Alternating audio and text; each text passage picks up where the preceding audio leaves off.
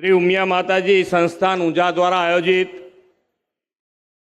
धजा महोत्सवना शुभारंभ प्रसंगे अपनी सौनी साथे मंच पर उपस्थित संस्थाना अध्यक्ष तथा धारासभ्य श्री बाबूभाई पटेल, राज्यना पूर्व उपमुख्यमंत्री અને વરિષ્ઠ આગેવાન શ્રી નીતિનભાઈ પટેલ, સાંસદ શ્રી હરિભાઈ પટેલ, સંસ્થાના ઉપપ્રમુખ શ્રી રમેશભાઈ પટેલ, શ્રી ગટોરભાઈ પટેલ, મહોત્સવ સમિતિના ચેરમેન શ્રી બાબુભાઈ પટેલ, મારા સાથી ધારાસભ્ય શ્રી કે પટેલ, શ્રી મુકેશભાઈ પટેલ, પ્રદેશના ઉપાધ્યક્ષ MS પટેલ, પૂર્વ મંત્રી તથા વરિષ્ઠ આગેવાન શ્રી નારણભાઈ પટેલ, संस्थाना पूर्व अध्यक्ष श्री प्रहलादभाई पटेल, श्री मणिभाई पटेल, श्री नेताजी, सौ दाताश्री, ट्रस्टीश्रीओ, सामाजिक आगेवान, विशाल संख्या में उपस्थित सौ माय भक्त भाईओ बहनों, प्रेस मीडिया मित्रों, आप सौ ने मारा नमस्कार। जय मां उमिया।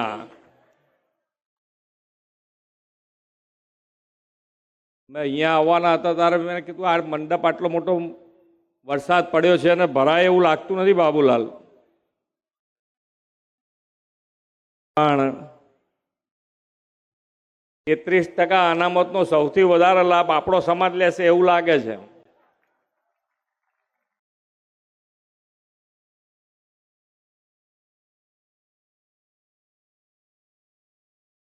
अने समाज અને સમાજની તાકાત આ બધી આપણને માતાજીએ આપી છે, એને એનો સદુપયોગ ખૂબ સારી રીતે સમાજમાં પાછો કેવી રીતે આપી શકાય એનું જો કોઈ ઉત્તમ ઉદાહરણ હોય તો એ આપણી ઊંઝા સંસ્થાન છે। खूब सारी रीते सामाजिक उत्थान साथे माताजीना घणा बधा एवा कार्यक्रमों कर्या छे के जेथी करीने आस्थानुं केंद्र जे आपणुं छे माताजी, ए माताजी हर हमेश केंद्र स्थाने रहे अने आपणी ताकात वधती जाए। दरेके दरेक समाजने साथे राखीने आगळ केवी रीते वधी शकाय एनुं पण उत्तम उदाहरण आपणी संस्था द्वारा आज समाजमां लेवामां आवे छे। खूब सारी रीते आगळ वध्या छे। कोई पण बीजी संस्थाओं जे काम करे छे ए बधा ज अहींयाथी उदाहरण रूप लई सके एवी कामगीरी अहींयाथी थई रही छे। अने ज्यारे आस्थानुं केंद्र आपणे कहेता होय माताजी एटले ताकात। दरेके दरेक दुख, व्यक्तिगत दुख होय, सामाजिक दुख होय, कौटुंबिक दुख होय, आ दरेक दुखमांथी આપણે બહાર નીકળવાની જો કોઈ તાકાત મળતી હોય તો એ આપણને માતાજી પાસેથી મળતી હોય, શક્તિ પાસેથી મળતી હોય। દરેકે જણાની અંદર ખૂબ આસ્થાથી દરેકે દરેક કાર્યક્રમ અત્યાર સુધીના આપણે જોયા છે, ખૂબ સારી રીતે ઉજવાયા છે અને દરેકે દરેક આપણા સમાજે તો અંદર ભાગ લીધો જ છે, પણ દરેક સમાજે એની અંદર ભાગ લીધો છે, એ આપણા માટે ખૂબ એટલે માતાજીની શક્તિ, માતાજીની તાકાત। અને અહીંયાથી હમણાં નીતિનભાઈ કહેતા હતા એમ કે દેશ અને દુનિયામાં પણ માતાજીનો ડંકો આપણા બધા દ્વારા આપણે છેક સુધી પહોંચાડ્યો છે કે ભાઈ માતાજી છે તો બધી તાકાત છે ને એ બધી તાકાત જો સદુપયોગ કરીશું અને તો જ આપણે સાથે રહીને આગળ વધી શકીશું। માન્ય નરેન્દ્રભાઈએ હર હંમેશ વિરાસત બી વિકાસ બી, विरासत साचवीने अपनी संस्कृति साचवीने जो आपणे आगळ वधीशुं तो ज विकास आपणो लांबो समय सुधी टकी शकशे। अपनी संस्कृति नहीं सचवाय तो आपणे क्यांक ने क्यांक पाछा पड़ी जईशुं। विरासत अने विरासतनी साथे विकास अने ए मंत्र साथे मान्य नरेंद्रभाईना नेतृत्वमां आपणे त्रीजी वखत मान्य नरेंद्रभाई वडाप्रधान बन्या छे त्यारे आपणे सौ साथे मळी अने आपणे आगळ वधवुं छे। આપણે તો દરેકે દરેક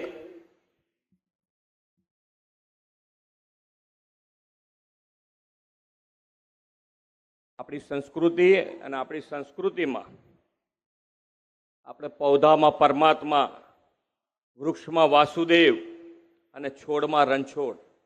એટલે આપણી પ્રકૃતિ જો સચવાશે તો જ આપણું જનજીવન સચવાશે, અને જનજીવન સાચવવા માટે પણ આપણે છોડ, અને નરેન્દ્રભાઈ એક ખૂબ સારી સંકલ્પ આપ્યો છે, એક છોડ માં કે નામ. આ દરેક જણ, આપણે અહીંયા બેઠેલા દરેક જણ બધાએ એક ઝાડ માતાજીના નામે લગાડ્યું જ હશે, પોતાની માતાના નામે લગાડ્યું જ હશે.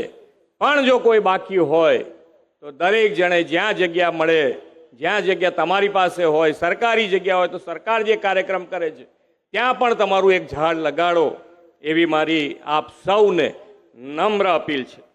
અને સાથે સાથે આજે એક સામાજિક મોટું કામ થઈ રહ્યું છે કે અહીંયા મશીનમાંથી 10 રૂપિયા નાખો એટલે 2 થેલી સિંગલ યુઝ પ્લાસ્ટિક આપણે બંધ કરવા માટેનો એક ખૂબ સારો પ્રયત્ન ગુજરાત પોલ્યુશન કંટ્રોલ બોર્ડ દ્વારા એ મશીન અહીંયા આજે મૂકવામાં આવ્યું છે.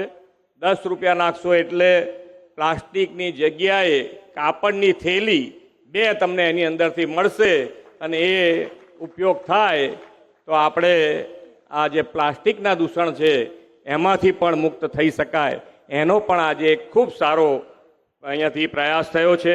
ખૂબ સારી રીતે આજે અંબાજી હોય, સોમનાથ હોય, દ્વારકા હોય, સારંગપુર, દરેક ધર્મસ્થાન ઉપર આ પ્લાસ્ટિક ફ્રી બનાવવા માટે 14 જેટલા મશીનો અત્યાર સુધી લગાવવામાં આવ્યા છે.